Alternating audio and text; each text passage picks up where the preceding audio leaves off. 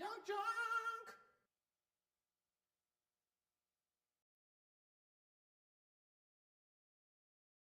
Dylan is the man. Look at my name being spelled right in the comments. Be like that. Come on. I like it.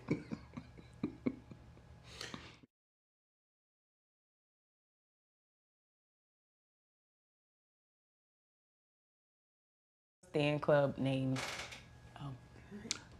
Hey, welcome to the Micheaux Mission. 2 Men, 1 podcast, every black film ever made. My name is Len, aka the Bat Tribble. And as always, I'm joined by my partner. Hey, this is Vincent Williams.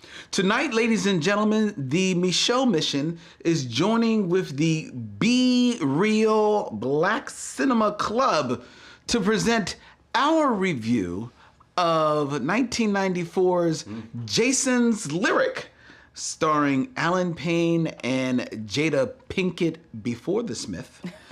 And joining us today for our review is the head mistress of said cinema club, Queen Film Noir herself.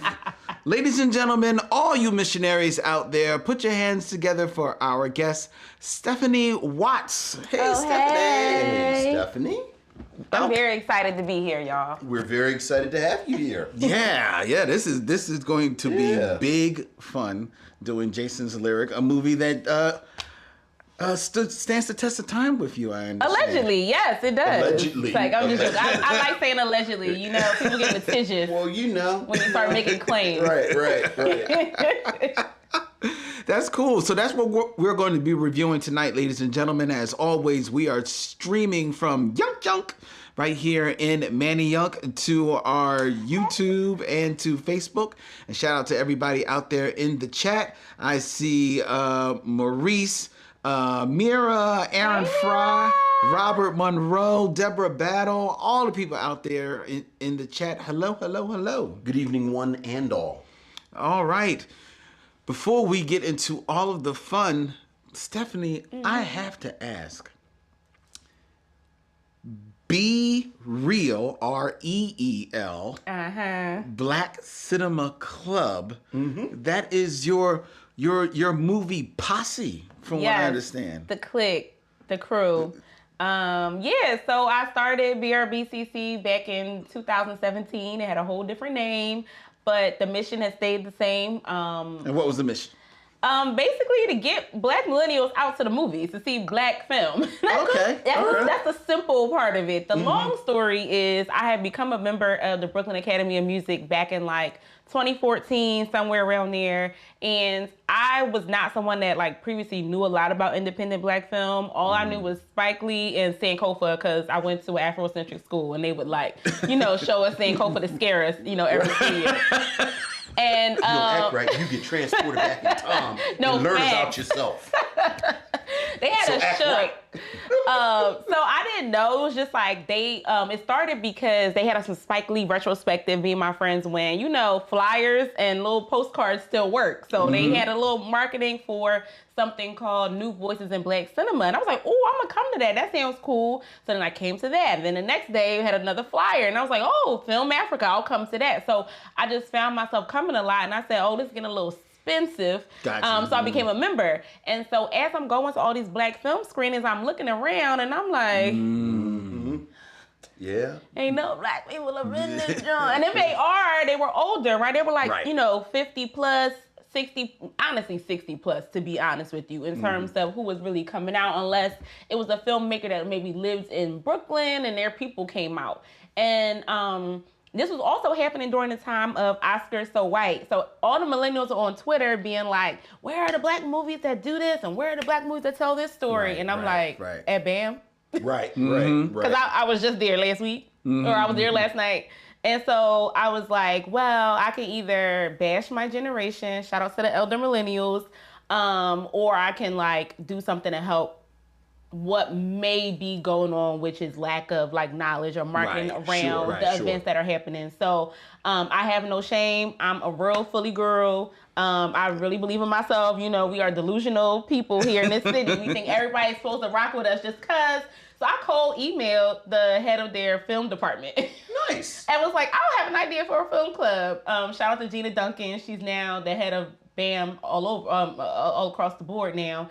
And she met with me for lunch and she said, it's a cute idea. Okay. And 2017, took a little break, 2018, 2019, until now we have monthly meetups in Brooklyn. We now have monthly meetups in Philadelphia as well. Nice. During the pandemic, we were online. So, you know, just really trying to get Black millennials out and letting them know that all the films that you want to see do exist. Right. And they need your support. So that's dope. That's a long story. Dope. That's really cool. the long version of it. Now, were you a fan of movies at all, or is it just yeah? Like, you know, I grew up on like all the traditional Black films that everybody sees. We can all quote. You know, I was child of the '90s film era, so I was into like Regal AMC, I'll say type film, but independent film was something that was new to me. So that's also what makes the film club cool, is because I don't be knowing who these filmmakers are when I go to the meetups. I'll be learning right along with everybody else. So that's really cool because I'm learning as I'm growing over the last 6 years with Film Club. Oh, that's dope. That's very dope. How big's the club now? Depends on the month. Yeah, that's right. People come out, people pop out. It depends on what the film is. I think one thing about independent film and audiences is that if people don't know who the filmmaker is, you don't know who's in the film, it's kind of a hard sell. So you got to make it sound poppin'.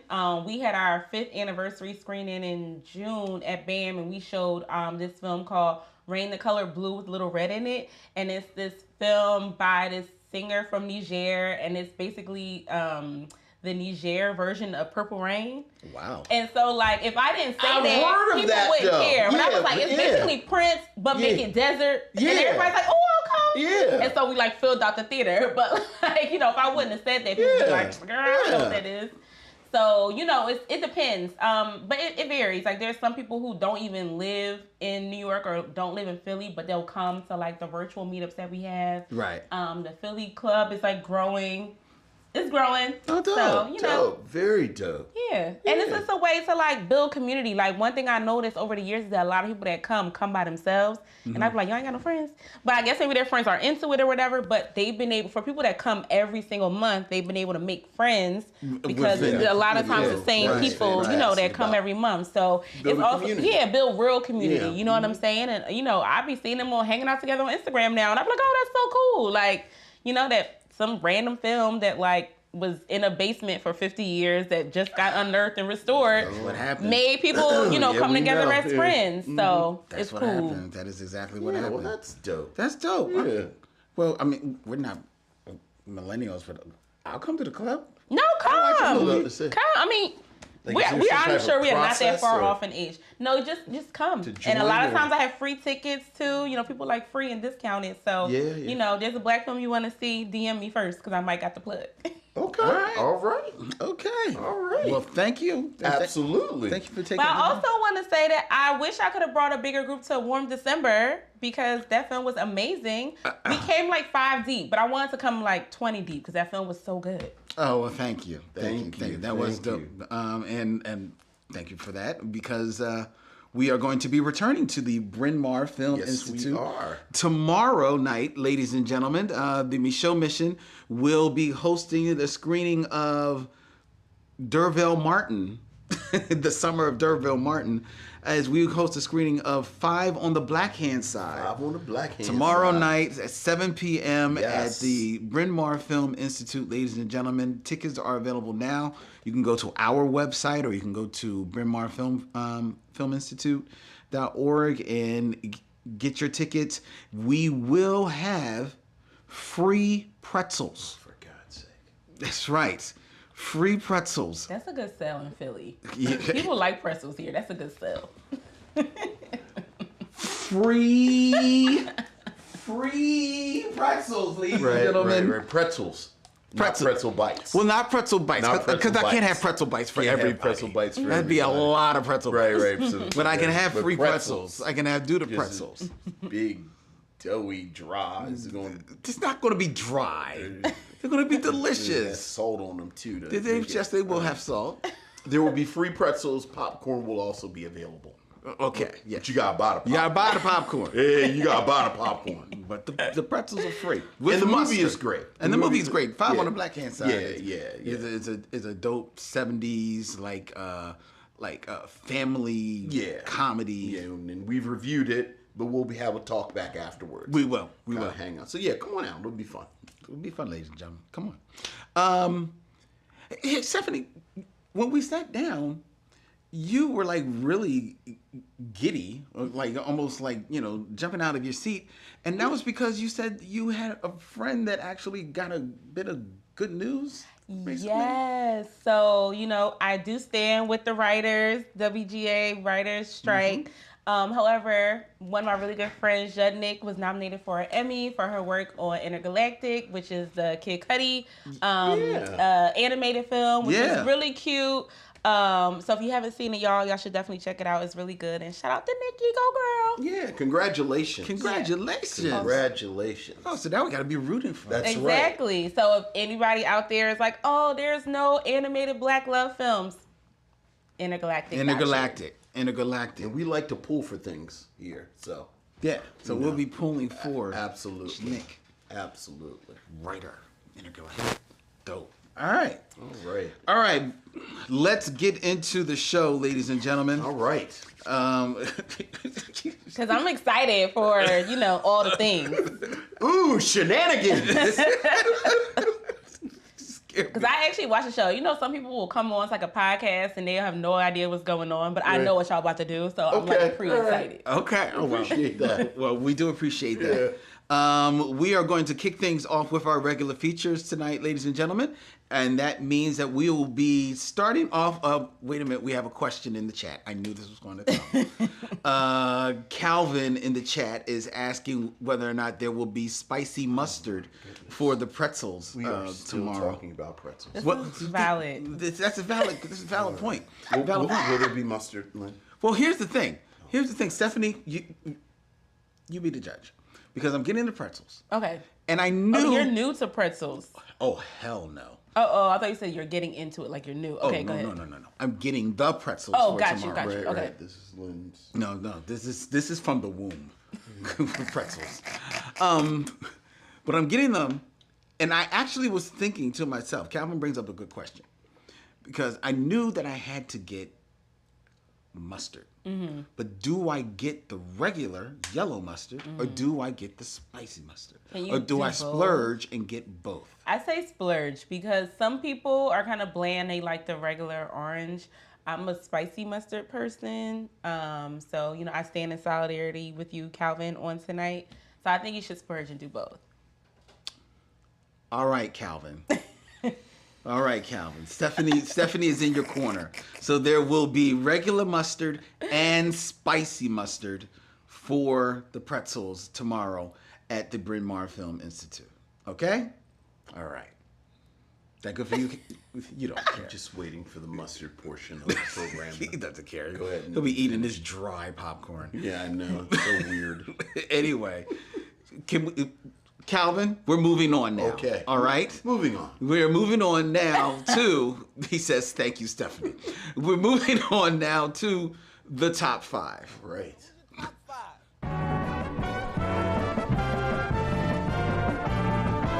My top 5 is. My top 5 is. My top 5 is.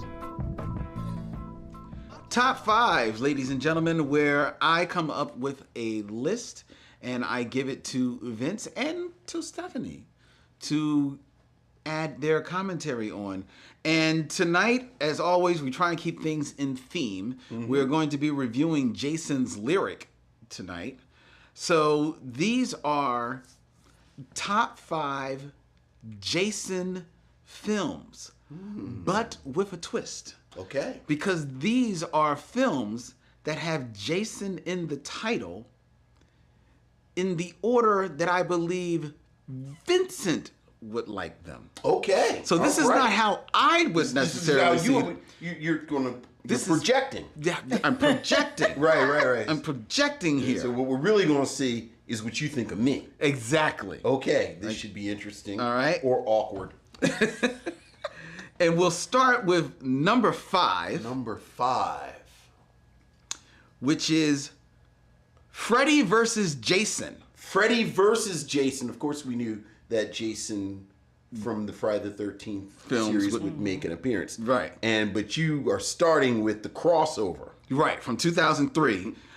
With Freddy versus Jason. Freddy, of course, Freddy Krueger. Of course. From the Nightmare on Elm Street horror series. Mm-hmm. The Jason being Jason Voorhees from the Friday the 13th series.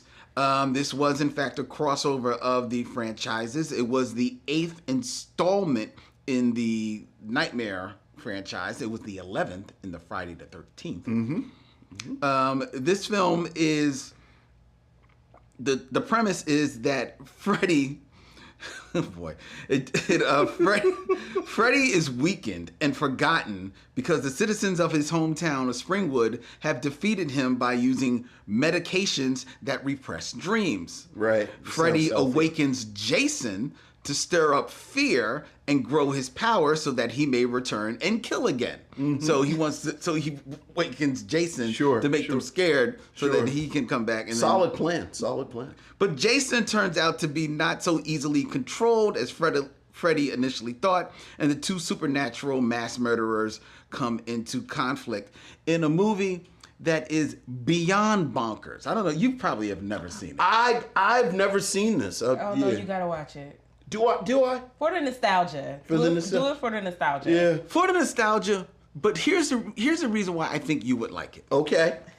It is it's bonkers. Right. It makes absolutely no sense. Look, it's the 8th and or the 11th series film in the series. So at this point, is this before or after Jason in space? This is after Jason. Right, because that's like Jason 10. Right. That he was in space. Right. Yeah, so, you know. But this is as close as in the horror genre as you're going to get, because you're not a big horror person. No, but you like kaiju movies. And quietly, I like the Nightmare on Elm Street movies. Okay. Yeah. Well, there you go. Well, this is as close to a kaiju Nightmare on Elm Street movie. Okay. All right. So this is why I think that you would like this. All right. I'm interested to see the 4 films that you think I like better than this. Because I feel like there are 4. Sure there are. That have Jason's name in it. Right. I'm wondering if your number 1 is going to be my number 1. Let's see. I bet it is. All right. But going to number 4. And we are staying in the Jason Voorhees series. It's more Jason movies. Yes, it is. This is Friday the 13th, Part 8.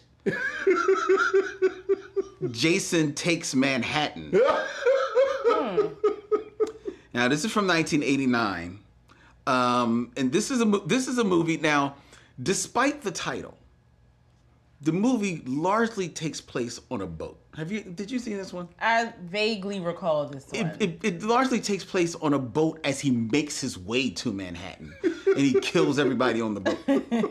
And then I think like maybe the last 15 minutes he disembarks from the boat and kills people at the pier. And then maybe around the pier. A big boat? Yeah, it's like a big like not like a cruise ship. Right. But kind of like one of them like whaling vessels and shit like that. I'm going to make a reference that would have seemed really, really clever a year ago, but now like it's a movie coming out actually about it. So it's like the first chapter of the novel Dracula. Exactly. Where Dracula has killed everybody on the ship. On the Demeter. On the Demeter coming over. Right. And see, like a year ago, people said, wow, Vince is real well read. Like he knows things. But like now it's a movie coming out. And they like, oh man, he just saw that movie coming out. Nah. Are you going to go see the movie? I am. You don't like horror movies. I love Dracula though. Oh God, can I go with you? Cause I just want to watch you watch. I want to see you watch a horror movie. I mean, it's Dracula though, so it's like. Anyway. Yeah. We should get tickets for that though, shouldn't we? Okay, we'll make it happen. All right. Go ahead.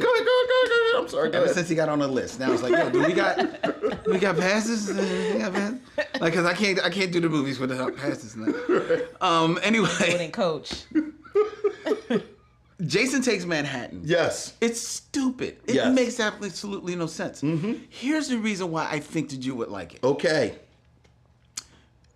I had to think of you, like, if you were looking at this movie, like, being promoted Yeah. and see Jason Takes Manhattan. Yeah. And in my mind, you might somehow sillingly connect, oh, this may either be a musical Right. or a Muppet spoof. Because I was thinking about when you said Jason Takes Manhattan. I think you would go, Muppets Take Manhattan. That's all right. So you are right. You would go and see this. Right. You'd be okay. disappointed. Oh, right. It is neither a musical nor do the Muppets make an appearance. But you would go. All right. Okay. Solid reasoning. All right. Solid reasoning. All right. Okay, but why is it number 4 over Freddy versus Jason, which is iconic?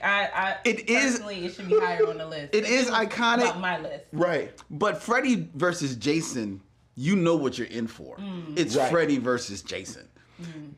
Jason Takes Manhattan, you can maybe talk yourself Right, into talk thinking yourself- it's going to be like a right, silly right. romp through. It's true. Him killing all the people you would kill in New York. And I like musicals more And than there's I a like. list. Yeah. Trust me. Oh. Yeah.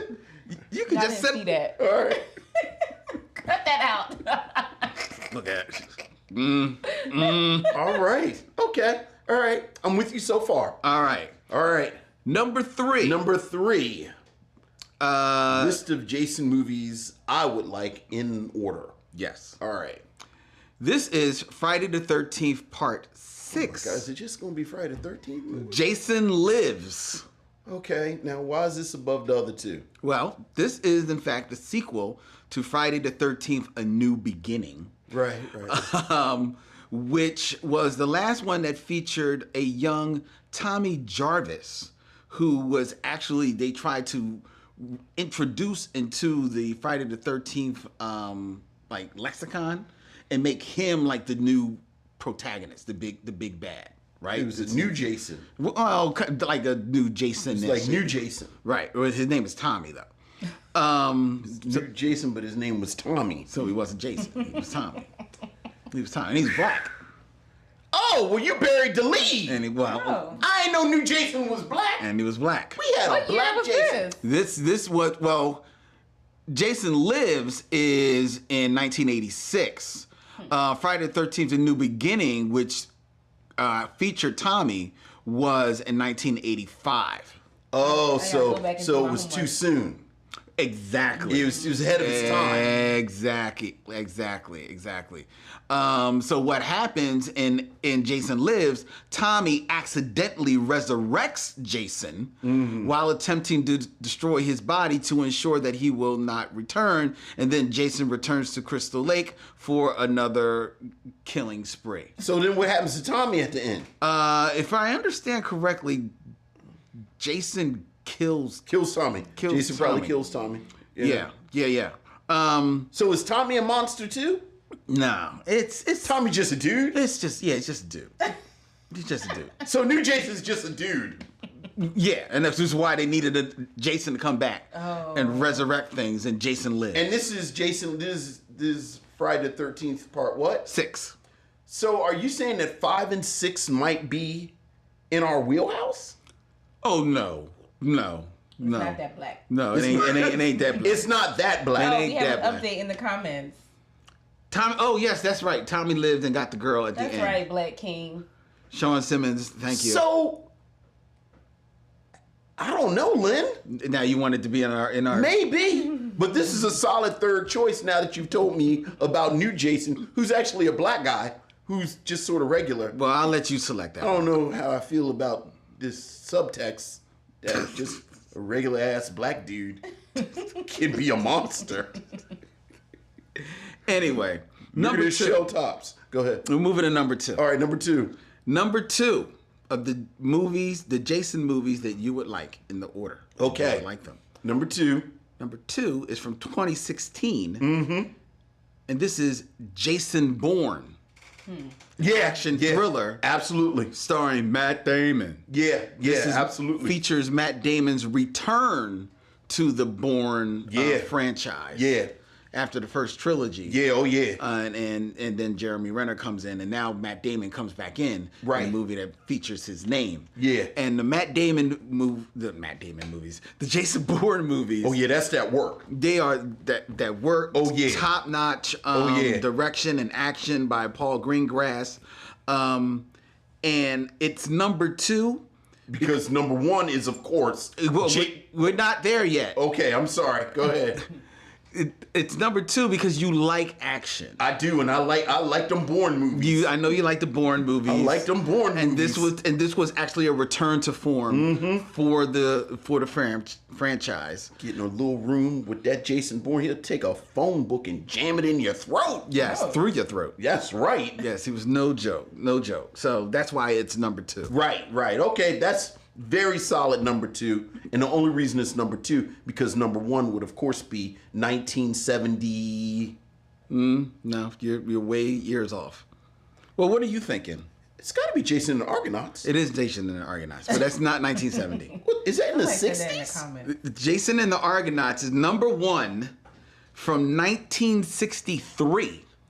Wow, I did not know it was that early. 1963, Jason and the Argonauts, produced by Charles Schneer, directed by Don Chaffee, and stars people who we don't care. It was nobody cares about Say the it. important part about Jason and the Argonauts. The thing that makes this number 1 for Vincent. Come on, say it. Is because this film was made in collaboration with stop motion There it animation is. visual effects artist Ray Harryhausen. Ray Harryhausen. And is known for its various legendary creatures, notably the iconic fight scene featuring 7 skeleton warriors. Wow, so that's not in Sinbad? No, it is in fact. I learned that when I was doing the whole Sinbad bit. You have taught me something just now. Well, that's one to grow on. I would have sworn the skeletons. Are you familiar with any of this at all? So Ray Harryhausen was we nerding it up real. Was a special effects guy. Stop motion, but he like did stop motion, like the puppets that move one and inch at a time. and just a groundbreaking special effects artist. And the Sinbad and the Sinbad movies from the late 60s, early 70s are the ones everyone talks about. But Jason and the Argonauts is basically a Sinbad movie, but it's just Jason and the Argonauts. And his most famous special effect is like a dude fighting skeletons. Oh, okay. That is like all It's practical like his effects. signature thing. Yeah. Okay. Yeah. So the reason why you conflated with Sinbad is because in Sinbad there is a skeleton fight, but it's not the famous. It's not the famous It's one. one. It's just one skeleton fighting Sinbad. Okay. But the 7 skeleton, one which that is the you big think one, where you about. think of them marching and all Yeah. that is actually in Jason and the Argonauts. Wow. Yes. Well, that's a good list. Mainly because now I want to go watch Jason and the And Argonauts. now all over again. Yeah. Look at Right. that. So you're gonna watch Jason and the Argonauts, and now you've got a black film. To And choose now for we got October. some new black films for October. Please don't. With Tommy, the black monster, who's got the monstrous power of being a black man in the 80s. Please don't. Please don't watch. Please don't select that. I'm begging you. Don't select. It's got like a big radio. Oh God. Cha, cha, cha, cha. You just got like just have a big ass radio. You just. And some listening to that rap music. That hippity hop. Right, because it's 1985. Oh, he's listening to rap music. Talking about like hard to white women. Oh God. You just killing people with bass. Right. You just putting bass Right. next to the. It's got like a gold tooth. Maybe gold tooth back in the 80s. Right. Have gold teeth. Have a double ring. Yeah, double ring. Yes. All right. Solid list. Did you have a double ring? Like 2 rings? No, I didn't. I did. I had like a solid one that had my name. Well, the short version of my name, but it was just one. Okay. Okay.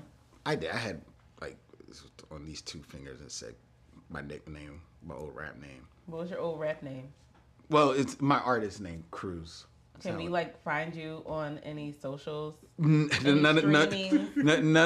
of my music made it to the That you internet. Think. You don't Right, think you don't know does. that. I was about to say, you never know. Then go on Spotify. And look Anyway, it up. so let's keep it moving. All right. We're gonna find this music. All right. No, we're not. No, we are not. We're now going to move into our next feature, which is 6 Degrees of D'Urville Martin.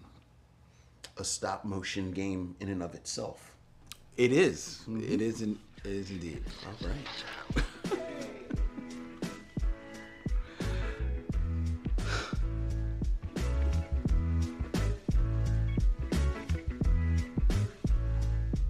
It's funny. I just sit here and watch Jade.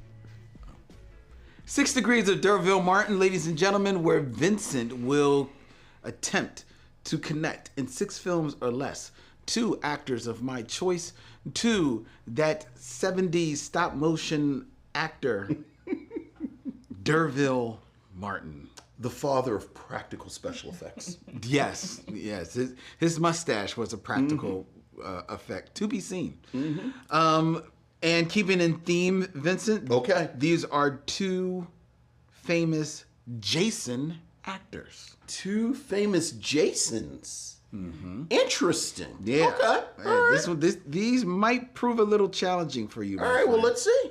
Yeah, you're really doubting Vincent, and I've seen the magic. I think he can do it. Okay. All right. I'm rooting for you. Oh, thank you. You want to bet on how many movies? It's 6 degrees. So Right. Yeah, but he might do it in less than 6. 5. Okay, you're betting 5. Oh. What do we win though if he does it in 5? What do we win? what Besides pretzels. I don't know what's wrong with pretzels, Right. but I don't know. What can we bet? I'll think about it. All right. What do we got? All right. Number one. Number 1. 6 films or less. 6 films or less. Connect D'Urville Martin to 2. Jason Isaacs. Jason Isaacs. Ooh, wow. He has got a lengthy filmography. He does. I'm just trying to think Jesus. of the last thing I saw him in. This is not giving anything away. The man has been in 92 films. Yeah, he's always around. Yeah. Yeah. Jason Isaacs. What's the last thing he's in? Last thing that he was in that has been released, because he's got quite a few in Yeah. production, was Spinning Gold. I don't know. We only watch black movies. Oh, is that the disco movie that just came out? Yes. Oh. I don't know who else was in that. Yeah. There's literally 2 other names in this, and none of them would help you. Jason. No, 3 other names that you would know. Jason Isaacs. Here's the thing. You know movies he's been in. I know, but he's like one of those guys who's always sort of in the periphery almost. No. What was he a lead in? I mean, I'm not going to say he was like necessarily a leading man, but he's kind of been up front in the Like sort of military things? No. He's been in a few movies where he had a prominent role. I am completely blanking on what he was in. Vincenzo. Well, before Spinning Gold, his last movie was Mrs. Harris Goes to Prison. Oh, Goes to Paris, excuse me. That was a big Paris slip. and prison are far off. Right? Clean my Well, glasses. depending on who you ask. Right. Gen Z hates Paris. Do you have a lifeline? Do you want to ask your... I don't know. I don't Stephanie, know like- who Jason Isaacs is, y'all. I was about to ask you to slide the wiki over. He's done quite a bit of voice work, but... all right, here's a movie from 2017 that maybe you saw. I enjoyed the hell out of. The Death of Stalin. I did not see The Death of Stalin. Oh, you should see that. It's a great movie. I just can't. And I know he's always in stuff. All right, I'm about to give it away. I'm going to give it away, Vincent. Okay, give it away. He was in part 1, part 2, Harry Potter and the Deathly Hallows. Who was he in Harry Potter? He's Malfoy's father. Oh, he sure is, but he's got that wig on. Which is why I don't think about him. Okay. So that means that he's in the movie with what's his name that plays Dumbledore? What's that man's name? Michael. No, not Michael. Dumbledore. Dumbledore. That's Yeah, it's Michael Gambon. That's not Dumbledore. Okay. All right. If you say so, Vincent. You're telling me that that's not Dumbledore. Okay. The main wizard, the dude with the long. The lead guy, yeah, Michael Gambon. That's got to be young Dumbledore. No, Vincent. I'm telling you, it's Michael Gambon. Because he had to take over because the first guy passed away. Dumbledore didn't die? No, Dumbledore didn't die. No. The first guy that played What's Dumbledore Magneto? died. Patrick Stewart's boy. Ian McKellen. I thought he was Dumbledore. No. Oh, I'm thinking about Lord of the Rings. Oh, God. All right. All right. You wanted to see magic, Stephanie. I know. This is how it happens. It's really about to happen. I know you can do it at 5. This is how it happens. Okay. So, he is in Harry Potter with... Watch, you're not even using Michael Gambon now. No, I'm not going to use Michael Gambon. There's so many other people to use. He is in Harry Potter with, what's her name? Maggie Smith? Yes. Maggie Smith.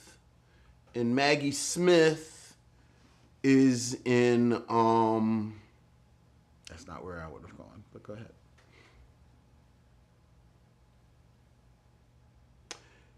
Maggie Smith is in the whatchamacallit movie, isn't she? Your show with the old white people in England? Downton Abbey. Is she in Downton Abbey? She is in Downton Abbey. She's in Downton Abbey with I'm about to say, who else do you know in Downton Abbey? Isn't the brother from Philly in Downton Abbey? The movie? Which brother from Philly?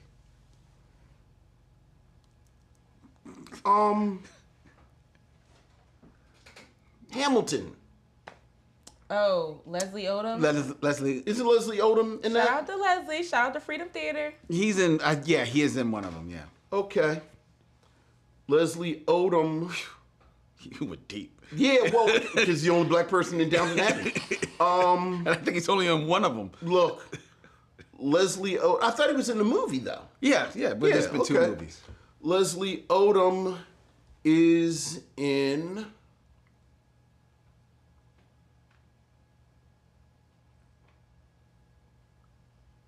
Hamilton with Lin-Manuel Miranda.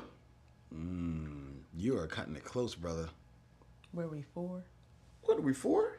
Is that 4 or 3? I thought it was 3. That's 3. Yeah, it's 3. Oh. All right. I'm just trying to connect. I'm trying to see where you're going. Lin-Manuel Miranda.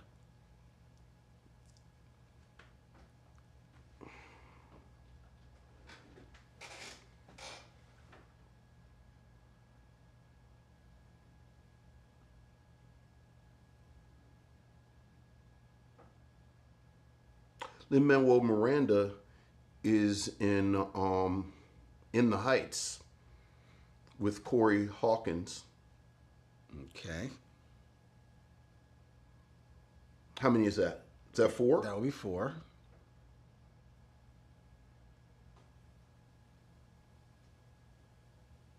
who's in The Tragedy of Macbeth with Denzel Washington, who's in No Better Blues with Dick Anthony Williams. Okay, that's 6. So you're actually at 7 because you got to go Dick Anthony Williams. All right, then forget that then.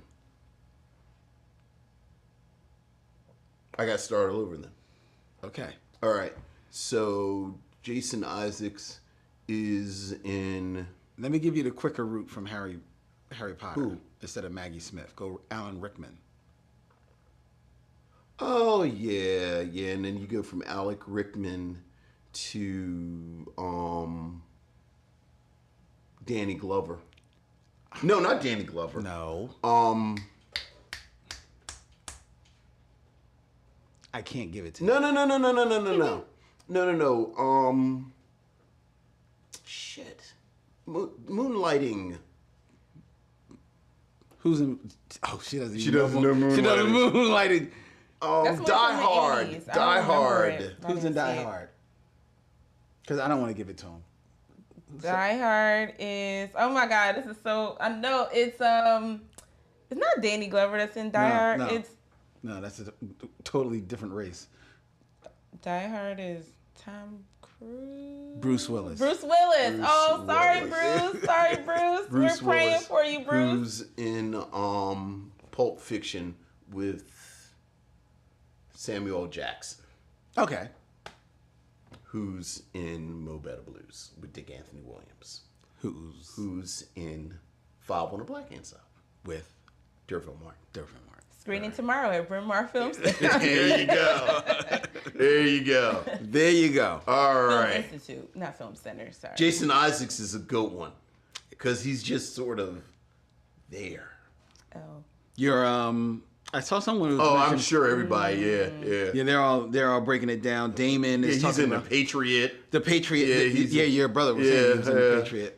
And Deborah Battle is saying Jason is in Harry Potter with Maggie Smith, who's in Sister Act with Whoopi Goldberg, who's in The which Color skips a Purple step. Yeah. with Leonard Jackson, There you go. who's in 5 on the Black Hand All Side right. with Deborah Martin. All right. Give me my second Jason so we go ahead and...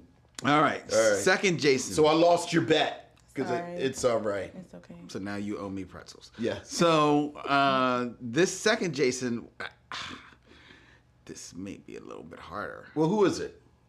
I'm about to tell you. In 6 films or less, get from D'Urville Martin to Jason Robards. Jason Robards. Yeah. Oh my goodness! I just saw him in something. I mean, it should be easy. I thought you just said it's supposed to be harder. It would be harder for him. Oh. Jason. Oh, what did I just see him in? What was I just watching that Jason Robards was in? What movie would I have been watching that I saw Jason Robards? I don't know. Look at this. Look like you did the top 5. Right. What movie was he in There's a that whole Vince segment of you would knowing have what just he watched? liked. So you should know this answer. Were you just seeing? Were you watching All the President's Men? No. That doesn't sound like something I would have been watching over the past week, flipping the channels, and I saw it, and I said, "Oh wow!" And then it was Jason Robards in it. I have no idea what you would have been watching with him, Vincent. What's he in the 70s? Let's see. I just saw Jason Robards. All the President's Men. This is what he was in. Or the 80s. Let's see. 80s. Vince's home. He's flipping the channel. It's like 10 o'clock at night. Oh, It's like Okay. It's like Wednesday. I don't think this is it. But were you perhaps watching The Legend of the Lone Ranger? I was not. Okay. I was not. Cause that's a Vincent movie. That's definitely a Vincent movie. That's a Vincent movie. I was flipping, and it was Jason Robards. It may have been the 80s. I'm looking at 80s. I don't want to give too many movies, Vincent. I'll give it away. I mean, you gave him like 7 movies this last round. You did? No shade, I'm on your team. No. I didn't I give gotta it- keep people honest. Well, I didn't give him 7 movies. He took. Yeah. He went to 7.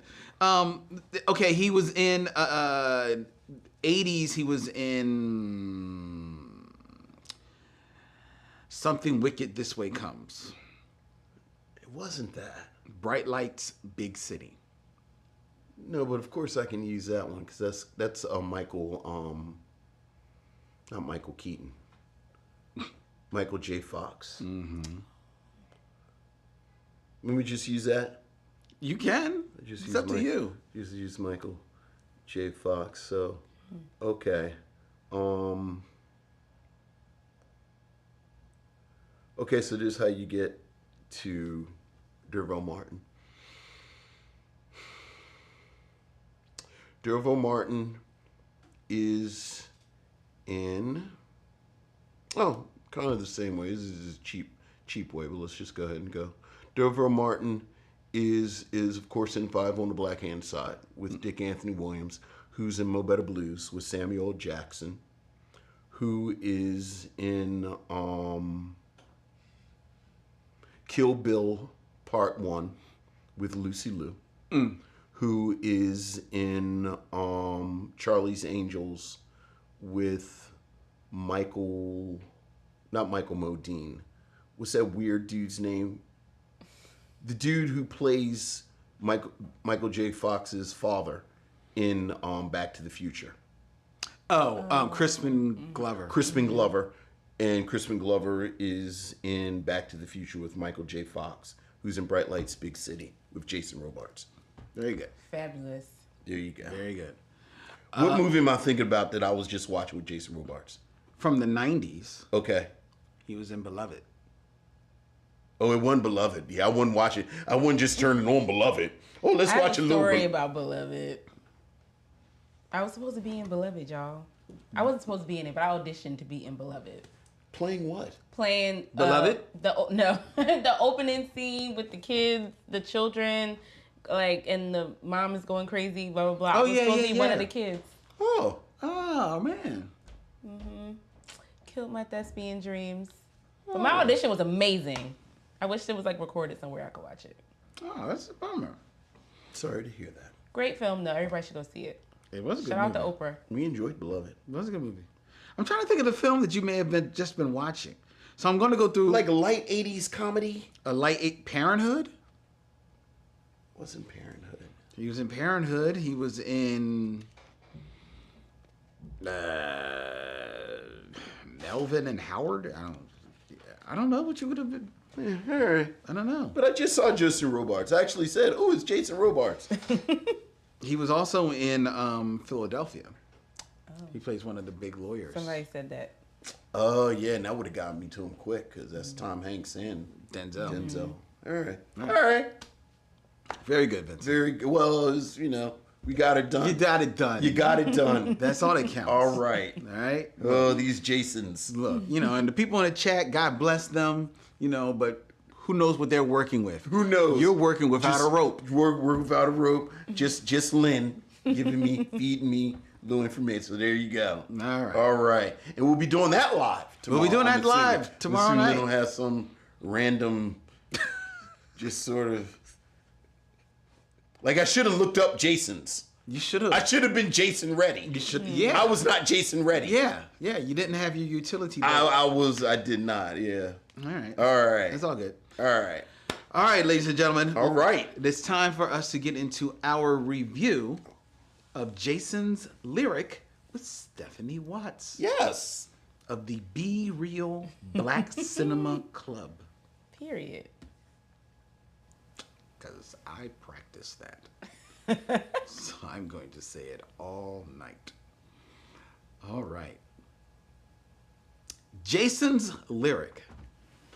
The story of a young man, Jason, played by one Alan Payne, who must confront his trauma-induced insecurity about love, as well as a sense of owed responsibility to his mother, played by Suzanne Douglas, and his troubled brother, played by named Joshua, played by Bokeem Woodbine.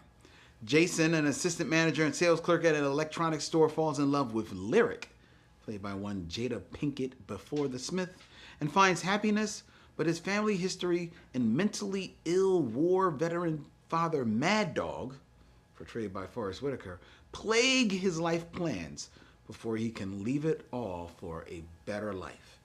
In this film from 1994, that was directed by Doug McHenry, and also alongside Alan Payne and Jada Pinkett and Suzanne Douglas stars Tretch of Naughty by Nature fame, and Eddie Griffin. He Yeah. was so good in it. Yeah. In a film that was selected by our guest, the head mistress of the Be Real Black Cinema Club, Stephanye Watts. Stephanie, what say you of Jason's Lyric? I love this film. I think in its era, this was during the like West Coast gangster gang films, and I love Jason's Lyric mainly because it was set in Houston, and it kind of took that whole genre out of LA. And I love that idea because I just felt like we were kind of getting burned out with like, okay, how many times I'm gonna see the same thing about what's happening in Compton and South Central? I knew nothing about Houston. I knew nothing about Texas. So I loved that it was just set in the South. Right. And also I loved that it was like I mean, of course it had all the kind of, I guess, trappings of like hood movies of the 90s, but it also was very much so a love film. And I thought that was so sweet. Because like, you know, street dudes, they need love too.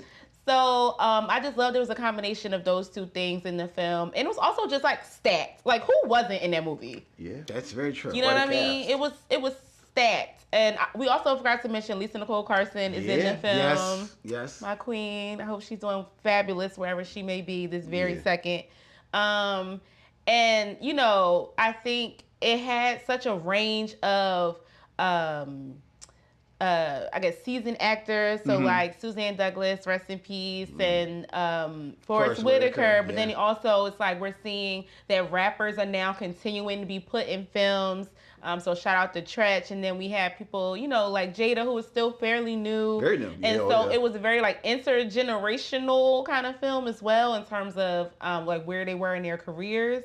And it's just a fabulous movie. Like I rewatched it recently for tonight, and it still holds up. And I think the themes actually hit a little deeper now as an adult watching this film now. Because when it came out, I was in 4th grade.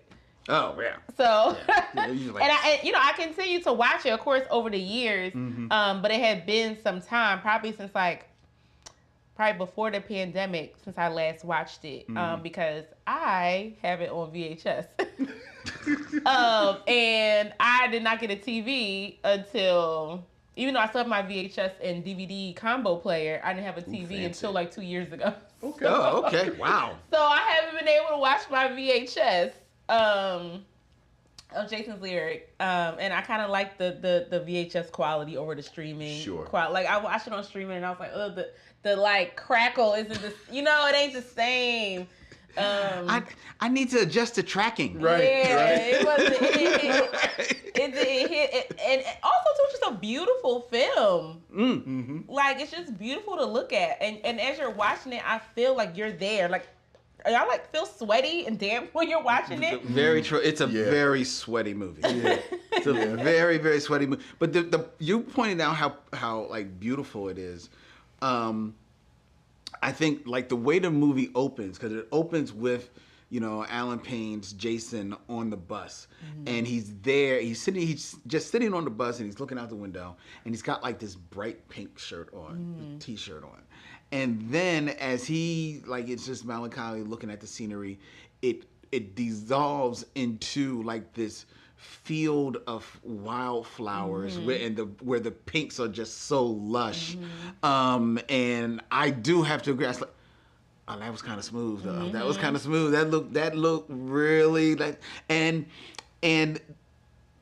despite, like you said, while it definitely has some of the urban trappings, and there is a bit of the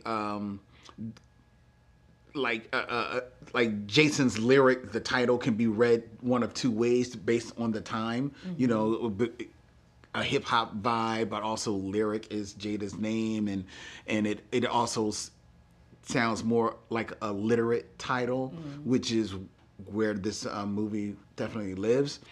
That type of scenery just lets you know that the filmmakers are trying to do something different. They set this in the South. They set this in the Fifth Ward of Houston, because they want to give you a different slice of Black life, a different piece of the Black experience in America. They want to touch on a lot of things. They want to touch on people returning from incarceration and the struggles that they deal with. They want to touch on family trauma, but it's all right there in those wildflowers where anything can happen, right? And I was like, all right, I'm digging the poetry that they're trying to put down here. I'm seeing that. And same with you. I wasn't 4 years old, but when I did see this, I don't know if it hit me on that level. And watching it again, I was like, okay, I'm picking up what y'all throwing down. This is pretty smooth. It's different. It's different. And you're right. These actors, so many of them, like, yes, they're bracketed by Susan Douglas and Forrest Whitaker, but it's the Alan Payne, Jada Pinkett show. It's the Bokeem Woodbine show. For sure. And Bokeem Woodbine, we have said it here before, that is an actor that makes choices. And and commits to them. It commits the fuck. And I'm never going to be mad at an actor that makes a definite choice and sticks with it the entire rest of the film. This is what I'm doing in the movie. Y'all either gonna catch up or not. And that is what Bokeem Woodbine is doing in this movie. And you know it from the first time you see him and that stiff walk that he is doing. I'm like, this man has made a choice, and he is going to live this choice for the rest of the movie. And for me, even back then, this was his coming out party. As much as I think this was planned, we've talked about it, and we'll probably touch on it. Yeah, absolutely. This was supposed to be kind of like a bit of a coming out party for Alan Payne. But it was Bokeem. This is Bokeem Woodbine's coming out party, and he presents himself to the world like, look at me, look at what I can do. Yeah. This is the film that I noticed, Bokeem Woodbine. And it's funny, I was listening to another reviewer, we talked about Bokeem Woodbine, and it made me think about him in here, where he almost feels like he's in his own movie. Exactly. Like he's making this parallel movie with everyone else. Just to parrot what everyone has said, I love the sense of place. That, this sort of Galveston kind of town right outside of Houston that you did not see. Like, and frankly, you don't see it that often now. It's a great cast. It's a great cast. We love Suzanne Douglas. Forrest Whitaker is in here for a little bit doing stuff. And you expect that. Like, you expect that from actors of these. But I was pleasantly surprised at how much I enjoyed Eddie Griffin. Me too. Like, I really liked his performance in this. And I also I've not seen this film in years. So like I had forgotten a lot of the beats, but I really liked Eddie Griffin. I really liked Lisa Nicole Carson. This was her coming out party for her too. This was her coming out party. I run real cool with Jada Pinkett. Okay. And I think her performance in here is okay. And you can play a game with the ever disappearing accent. Oh yeah, the accent now. Are we trying to say positive? Well, here's the crazy thing. Nobody is really trying to do an accent except for Alan Payne and Jada Pinkett. Crazy. It's like, why are y'all doing this accent? He said, I ain't never watched a sunset before. But I wanted to land with the Jada Pinkett. I hadn't seen this in years. I had forgotten how young she was. That's right. That's right. But you 100% get why Jada Pinkett becomes Jada Pinkett. Oh yeah. Like she's so pretty. And she has such presence. That's the thing. She has presence. That this is another one of those cases where you see these early performances and they pop. And you say, oh, well, 20, 30 years later, you understand why this person became this person. Exactly, because she in this film, she's young. So the acting is maybe like a little shaky. Like Yeah. we talked about the accent and everything like that. But the presence, the confidence that she has in every one of those moments. Like you could tell like she knows what she wants to do. I don't think Right. she 100% realizes how to get it across Right. yet. She's still figuring that out, but she knows what's the right move. And the compliment that I always give Jada Pinkett, I always forget how physically small she is. Yeah. Like she has such presence that you forget just how small Tiny. she is physically. But look, I think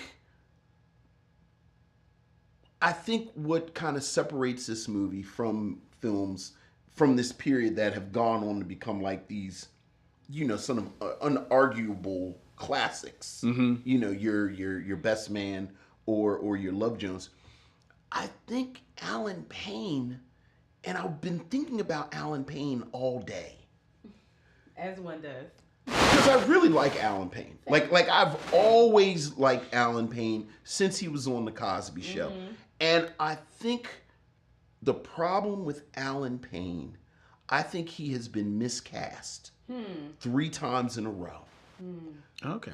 I think you go from New Jack City Okay. to this, to the New Jack City knockoff that I think was supposed to be his kind of stealth reset, Blueberry Hill.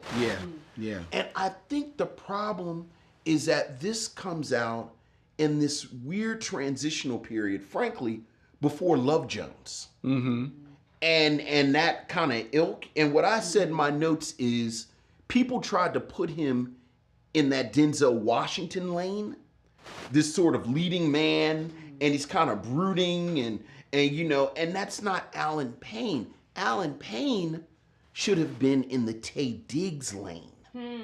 Oh, interesting. Because he's charming. Yeah. He has this kineticism when he starts talking. My favorite Alan Payne scene in this film, there's a moment where Jada Pinkett's character Lyric is resisting Jason because her brother Tretch is a criminal and they're in the third I don't war. ride with gangsters. And I don't ride with gangsters. And Alan Payne's Jason has this wonderful monologue about how he's not a gangster. And I work in this store and I wear this uniform and I eat fried chicken every night. And it's poppy and it's that Lance energy from the Cosby Show where Alan Payne is charming. Alan Payne brooding and thinking about things, I don't think is a good speed for him. So that, and we've said this before, there are so many parts of this movie that I like. But at the end of it, I like every part of this movie, whether it is the family dynamic in the flashback. Like I could have watched Suzanne Douglas and Forrest Whitaker bounce off each other. The family dynamic in the present between Suzanne Douglas and her two boys. Tretch, who apparently is Robin Banks 6 years before Set It Off. He's sort of this bank robber. Hell, the restaurant that Lisa Nicole Carson and Jada Pinkett work at, where Lisa Nicole Carson is trying to better herself. This is it. So Eddie Griffith and whatever it is he has going on. Is he a pimp? Is he a drug dealer? Is he just one of these guys? He's just outside. He's just outside. Eddie Griffith he is just pops outside. up everywhere. Don't touch his hair. Right. I'm like, wow, there's something real interesting going on here. But I was more interested in every aspect of the plot than their actual love story. And I think that's because of how Alan Payne is situated as this kind of, again, in this kind of pre-Love Jones. I said Taye Diggs, but really it's Lorenz Tate. Whose brother is also in. Whose brother is Lamar. also With in his it. very thick Chicago accent all up and through the film. Well, but he's just out of jail. He ain't say he from here. That's valid. He ain't say he from here. Right. So that's cool. Well, what did you think of the love story aspect of this? Because that is the big the big piece of this movie. It's one of the big set pieces that many people have told me that they remember from this movie. Is I spent more time with Alan Payne's naked butt than I had planned on. I know. When I got up this morning. I know. That awoken things in me as a young person. I was like, yeah.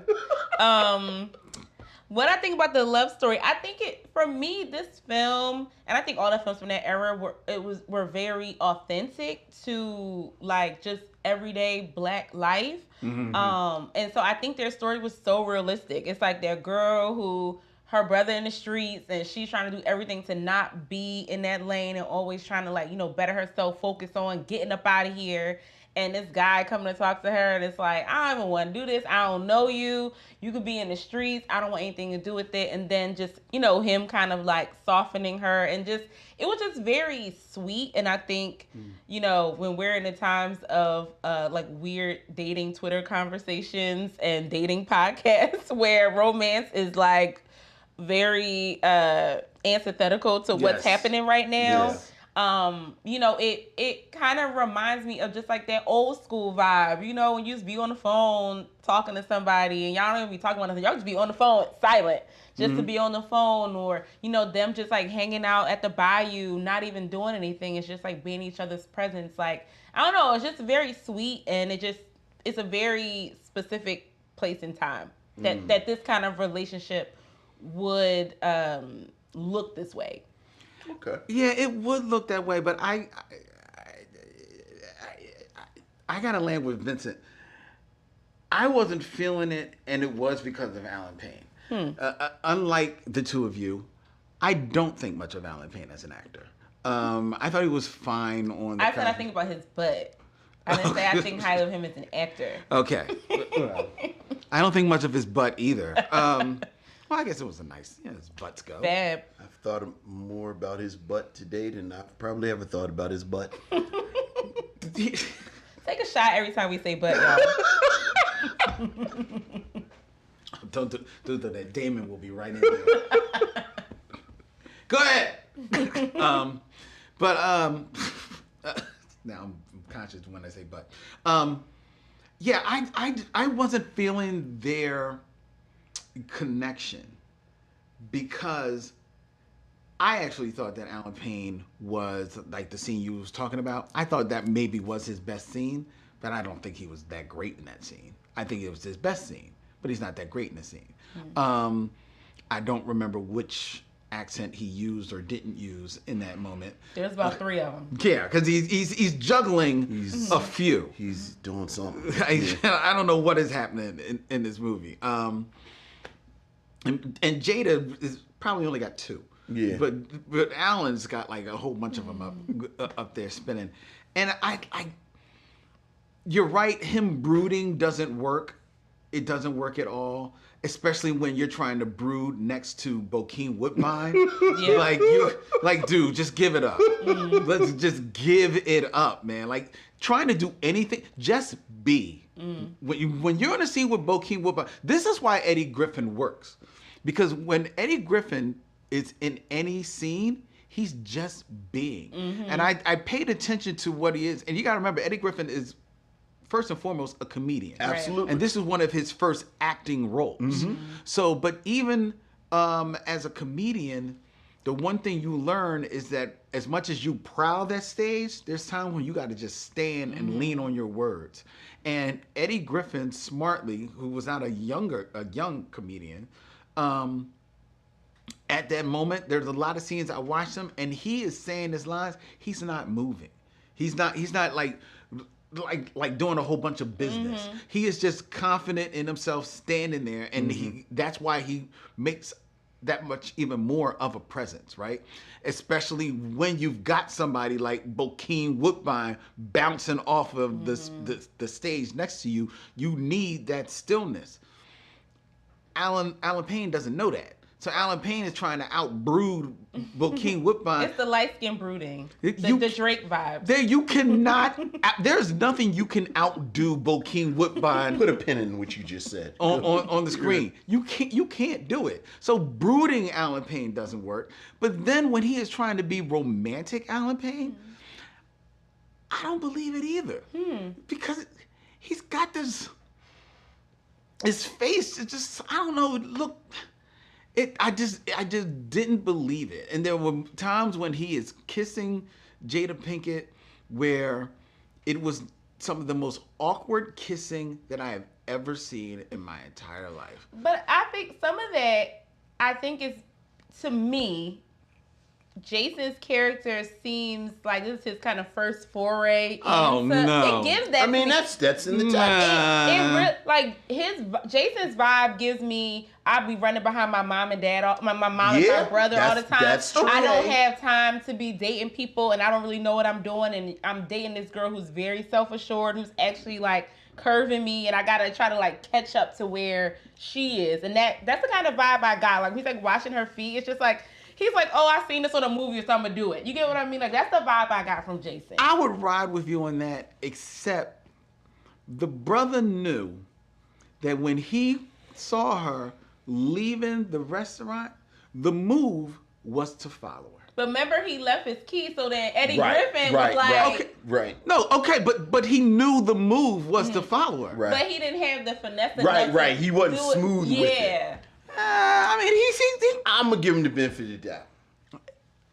okay. Anyway, I didn't buy their chemistry. What I think is much more egregious is that no one who did the casting at all thought about the optics of the color stuff. And like at one point, I wanted Jada Pinkett to say to Jason, I understand because I too have an evil dark-skinned brother. Oh my God. Well, that's true. That's true. I want to see who are Jada and Tretch's parents. Right. Like But you know, black people look like anything. Right, so. right. Yeah, but I just come thought the two light-skinned people being the perfect people, and you know, it's like these dark-skinned people holding them back. And see, that's a 2023 lens, Yeah. and I was like, Yeah. someone in 2023 is definitely gonna call that out. Where I never paid attention to that until And I guess- I watched it for today. And I guess because I'm darker skinned, I don't look at Bokeem Woodbine and see dark skin. Unless he's standing next to Alan Payne. Well, okay, very true. I mean, they both were sweaty. Like, who knew? Like, who knew? They both were sweaty with dirty t-shirts. Like, I didn't know. And like, there are moments in this movie. Okay, I wasn't feeling Alan Payne.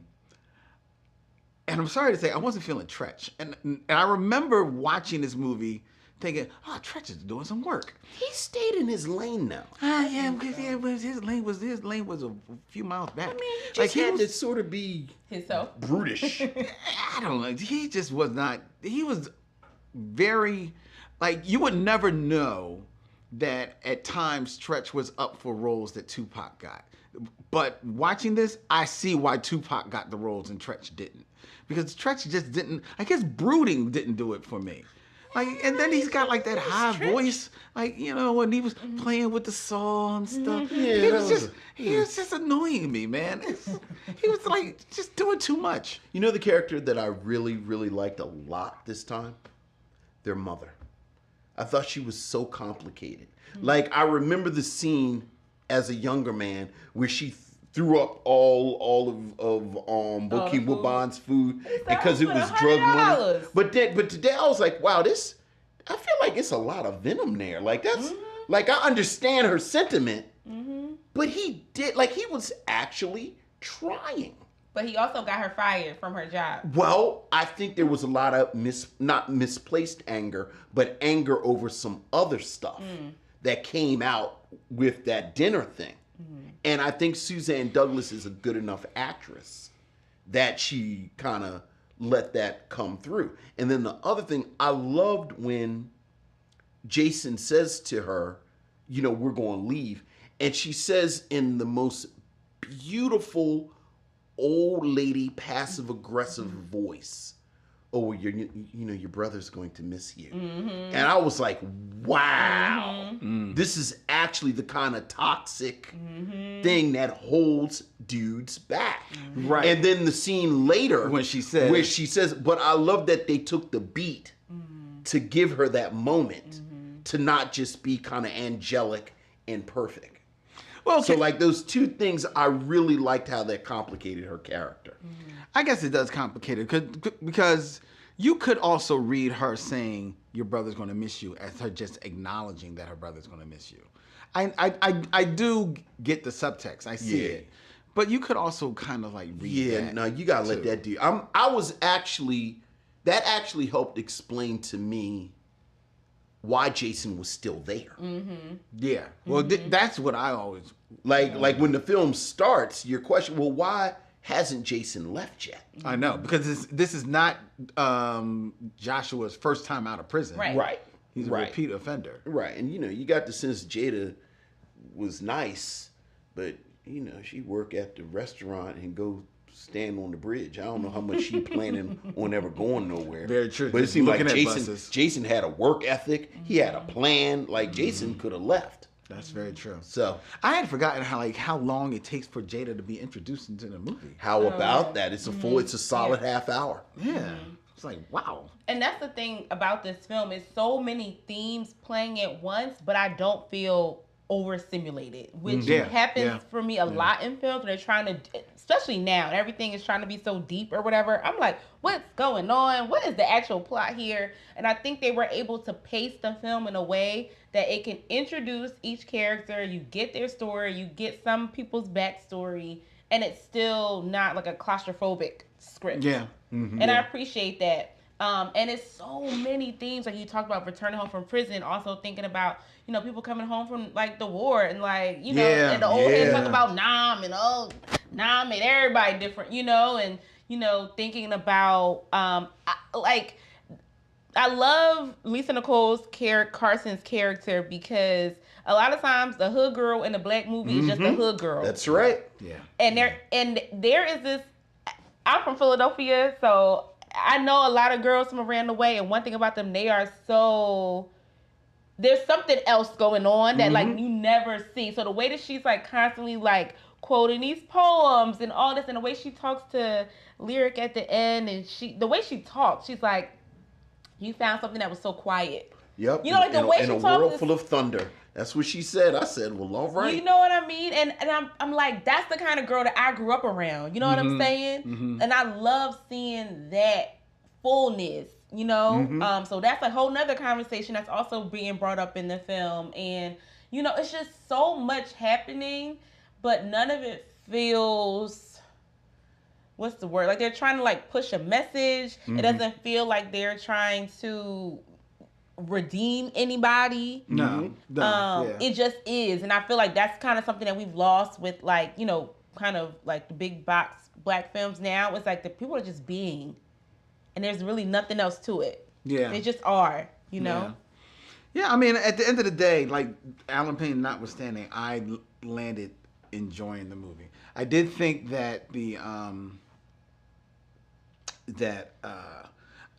other thing you mentioned about Lisa Nicole Carson and how she was talking to Lyric, I also kind of liked the way that she talked to Tretch because she would not accept half measures from him it's but she realized what this was. Yes, she didn't have no painted on illusions of it, and for whatever reason this was enough for her in this moment, but it was going to be enough for her on her terms. She had boundaries. Alonzo. Yeah.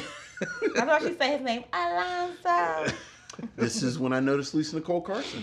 I know. And she just like, whatever scene she's in, no matter what, if it's Abby McBeal or whatever that show was called, or Love Jones or whatever, she always steals the scenes. Yeah. Yeah. Every time. And then she's always playing the homegirl or like the side character, but she really like shines in a way. And I just love her, and I wish, that, things turned out differently for her because she just really had it.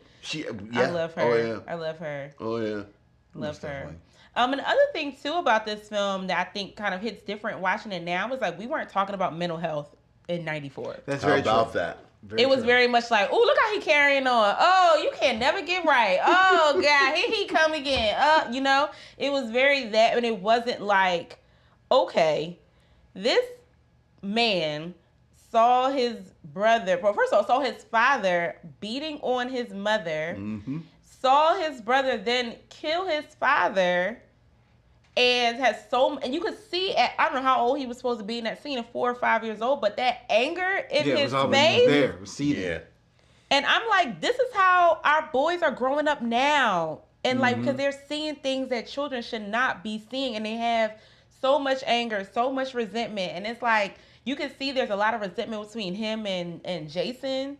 You see resentment between him and his mom, and him not having a father to kind of like give him that guidance. And I'm like, oh my God, this is so many people I know. Like, you know what I mean? Like, this is real, and this is what's happening right now. And if there was some support around young people who are having these very traumatic experiences young, like, what could happen?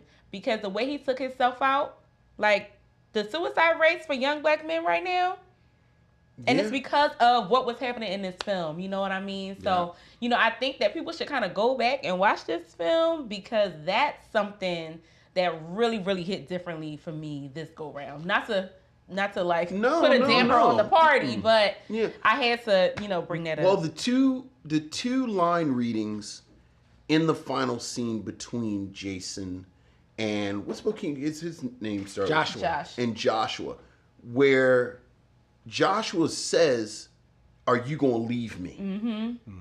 And when Jason pulls out his gun and he says, "Don't make me do this again." And both of them are just little boys. Like, you realize that they're still those little boys. Because I'm a little boy saying, "Don't leave me," and I've never left that moment when I killed our father. So don't make me do this again. And you know, again, like, I could have watched a whole film about that family. And them just sort of working their way through that. And like you said, looking at it through our eyes, it's clear that Josh, like, he's self-medicating. Like, he's self-medicating. He says it. He's like, oh, take this bottle to suppress the memory. You know? Right, like, he actually says it. So And he's drinking Mad Dog. And he's drinking well, he's actually drinking whatever he gets his hand on. True, Because he's but at one drinking time vodka and gin at one point, and then he pulled out like a hidden stash of whiskey. And you know, I'm against that. Like, you can't be mixing light and dark liquors. That's when I said, oh yeah, he got a problem. Like, you at least stay consistent with your liquor. And you can just see that he wants to be better. He wants to do better, but he just can't get past that moment. Yeah. This movie is everything. Like, at the end of it, I was like, oh my God, black people know they can act. That's how I walk. I mean, mostly Bokeem, but, you know, it's just, oh my God. Yeah, Well, here's a question. Do you think this film has been lost a little bit? I do. I feel like people don't talk about Jason's lyric. They don't. Like, and I do think it is in that weird kind of post Boys in the, like, I think you had all of these important films. You know, it's like Spike Lee and like Spike Lee's children. So it's like Boys in the Hood and all these kind of almost message films. And then if you start with Love Jones, like I tend to start with that period, where it's sort of, it gets a little breezier, it gets a little lighter. It's a little middle class, upper middle class. It's a little middle class. But again, like, I had forgotten this came out before Love Jones. So it is this kind of weird fit. Well, I think, neither fish nor fowl. Well, I think it goes to what you said, you pointed out, the miscasting of Alan Payne in the lead. Jada Pinkett being young, and thus the two leads, the hot, steamy sex scene notwithstanding, being maybe not meshing 100%, you know, as like this, like a couple for the ages in front of your eyes. Right. They would have done better in something a little lighter. Right. You know, like maybe 3 years after this. Yeah. So I think you have that. I also think that one of the hallmarks of the films of this time also were the soundtracks, and I seem to remember thinking that the soundtrack was a little bit more memorable than I actually found it to be. Right, listening to it. Well, it's because the "You Will Know" was so huge. Right. And then I went back and I was like, this was the song of the soundtrack. Right, that was really it. Right, "You Will Know" is from this. Black Men United. Yeah. And even that doesn't play till the end of the movie. Right. Freedom is from Panther. Mm-hmm. And that was the women. Yeah. So I forgot You Will Know Us From. And they don't play it right. They play that, and I think that And even that song is like tearjerker. Like, cause I listened to it after watching the movie, and I was like, "Oh my God, the black man! I love y'all so much. Y'all go through so much." I also think there may be, and this might be a stretch, so tell me if it is. Okay. But there may be a vein of fandom that doesn't return to this film because, like you said, it's in the heyday of like the quasi hip hop kind of movies, right? That's got definitely a hip hop bent to them. But this one, while it's got the guns, a little bit of the guns, and it's got Bokeem Woodbine, it also does have it central to it, probably more so than a lot of the other films, a love story. A decidedly sweet love story, and a decidedly sweet love story that the nudity for Prying Eyes is for the female gaze, more so than the male gaze. That's a good point. And I think that may be another reason why it kind of like gets lost because, you know, let's face it, in a patriarchy world, you know, they're going to big up, you know, a movie that's got like the woman blasting on it as opposed to Alan Payne's Behind. Right. With the flowers blooming and all of that. Yeah. Oh, you remember the whole scene? I told you that really shifted things for me. It's a very sweet, feminized scene. I think you're onto something there. I also think it being set in a southern place, it was a few years ahead of its time. To a good degree, yeah. You know? Yeah. Like that's another thing. Like, you know, whether we're talking about ATL or Roll Bounce or like all these that were set in the South after this. Yeah, because it was like, at that time, black life seemed to only exist in New York and LA. There you go. Yeah. You know what I mean? And so to be in the South, I think it was just a little too early. Right. It's It was either just 3 too years early. early or it's 10 years early. Yep. Yeah. For sure. And the one other thing about location that I did not notice until my most recent watch is when they're at the fair and the banner said Juneteenth. Yep, that's right. Yep. I know, right? Because in '94, I didn't know what Juneteenth was. Look, it was a Texas. It was a Texas holiday. Yeah, it must be a thing down there. I don't know. Yeah, I don't know. Why don't we do Juneteenth? Like, no, Right. we should do Juneteenth. Yeah, so I love that detail, and it made me think about the film Miss Juneteenth, which I love so much. And I was great like, film. and then in my mind, I was like, oh man, this is like in an alternate universe. There is some connection between Miss Juneteenth and Jason's Lyric. Yeah. I just haven't found the connect the dots yet, but I'm gonna figure it out. I'm gonna do 6 degrees of connecting those films. Oh my God. And get back to y'all, because in my brain there is a connection somewhere. I guess old boy who was on Insecure that played her ex-husband is too old to be One of the guys from or to here. be Jason and Lyric's son. Yeah. All right. Well, I don't know, because it's 90. Yeah, 94. Yeah, he'd be too old. Yeah, he'd be too old. He'd be too old. But I could definitely see him. You're right. He could be Jason's cousin. There you go. Well, they made a connection. Mad Dog's side son or something. Maybe they should have nicknamed him Mad Dog. Yeah, the writing was, they're kind of setting him up Yeah. for. Shout out to, I don't know the actor's name, but, you know, and I can't remember the character's name, but when they come across the dancing dude in the beginning. Yes. Oh, yeah. And that's a character that's a person you always see in the neighborhood. Yeah. It's such a small part, but that's an integral member of the community. Right. And it's also always a marker of the time. Right. The neighborhood was one way, and then the neighborhood was another way. Right. And it shows right on him. Right on him. So, you've returned to Jason's Lyrics. You enjoyed it.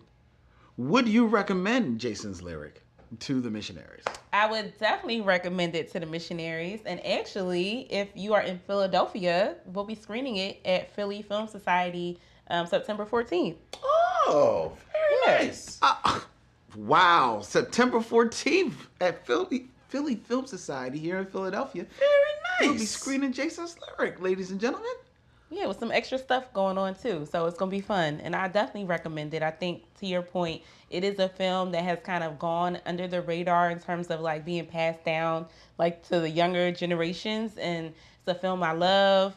Strong themes, great cast. I want to say no notes, but them accents piss me off. Yeah. Alan Payne, baby. Yeah, forgive the accents. Forgive the accents. Just, it never happened. Yeah. It never happened. What about you, Vincent? Oh, yeah, absolutely. Would recommend it. Again, regardless of any misgivings I have with Alan Payne, there's certainly way more positives than negatives with this film. And I have to say, I was pleasantly surprised by how much I ended up enjoying it. Yeah, me too. Yeah. Me too. I did not expect for it necessarily to hold up as much, but I enjoyed it. I liked it. I am a Bokeem Woodbine and a Jada Pinkett fan, with or without the Smith. And Suzanne Douglas, Icon. always. I did say, because like Suzanne Douglas, and she had on like her little short 70s dress. And I said, yeah, I see why Mad Dog is. Oh yeah, yeah. Well, when she had the Afro puffs, I was like, ooh. We are Suzanne Douglas fans. Yes. Fine. If you're young and you're watching this, you'll know who that is. She was a mom on Parenthood. She's also the mom in Black Inkwell. Yeah, the Inkwell. But that also might be too old for a young person. So Gen Z, figure it out. I mean, well, the Parenthood is probably too. Yeah, that's definitely too old for them. Age, but yo, Susan Douglas. She was in Tap. Yeah. Oh yeah, she wasn't. Shout out to Gregory Hines. See, if you'd asked me to connect to Suzanne Douglas, I know her filmography. Yeah, I know. Yes. So that's 3 for 3, ladies and gentlemen, recommending that you see Jason's Lyric.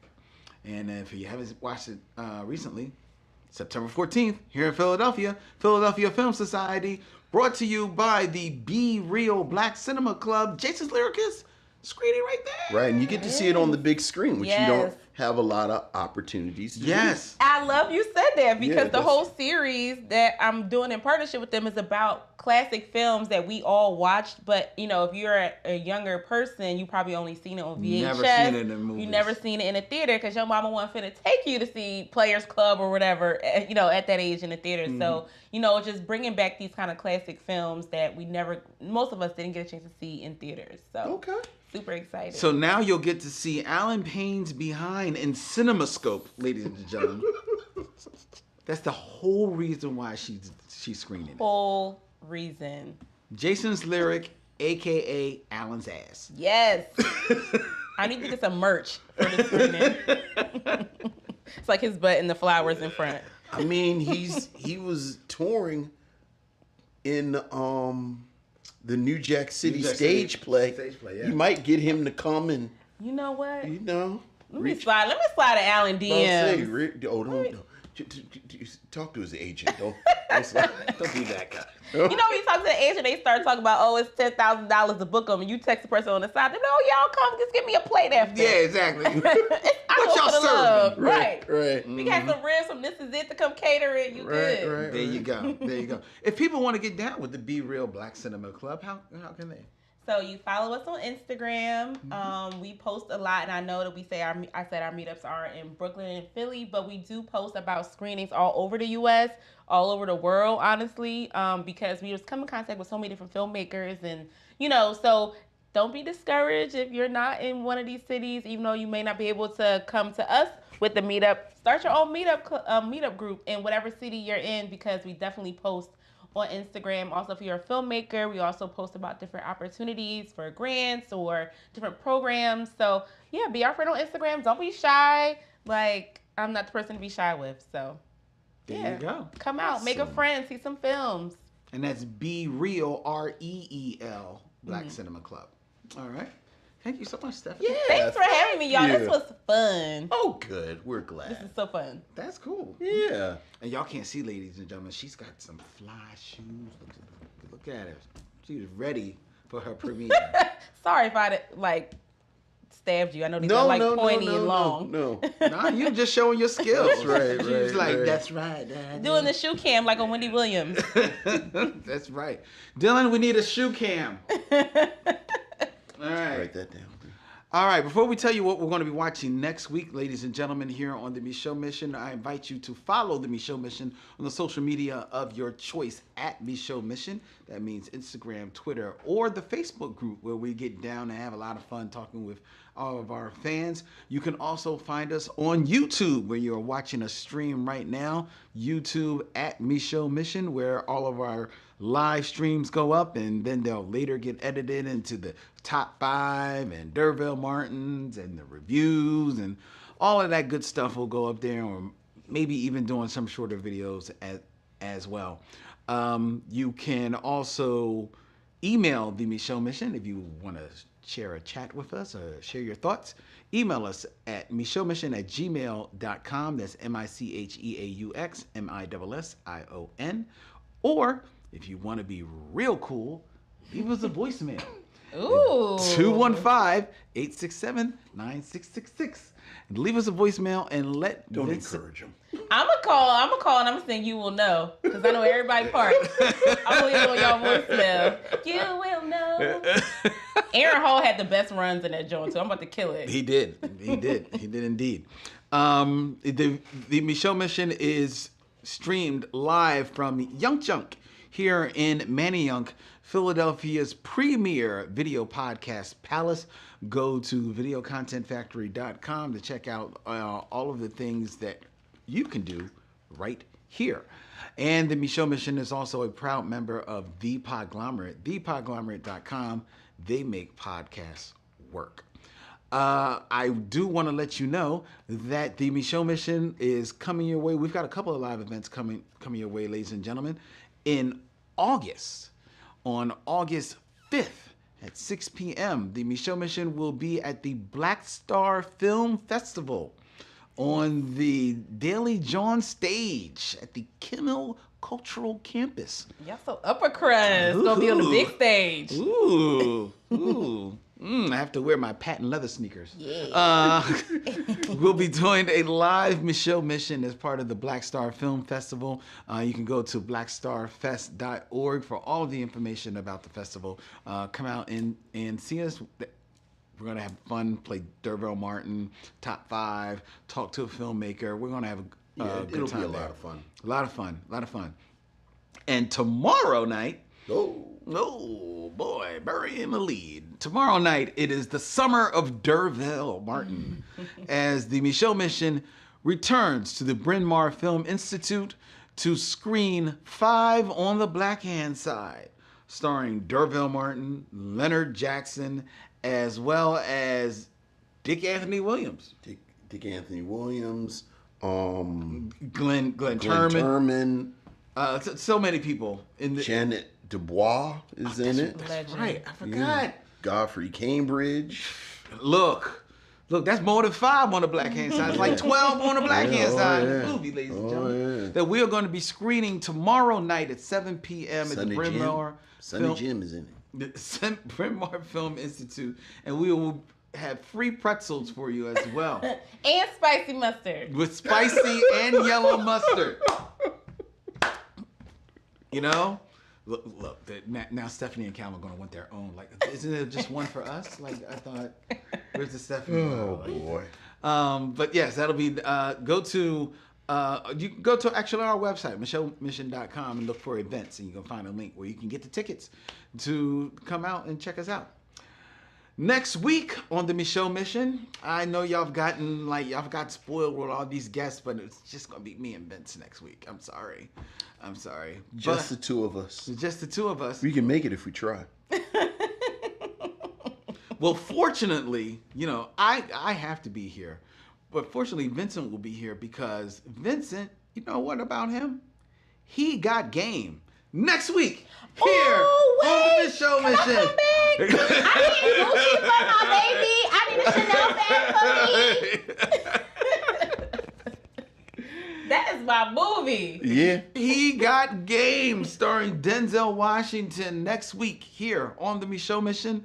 Until then, he's Vincent. I'm Len. That's Stephanie. And in parting, we say, We'll see you when it's time to meet again.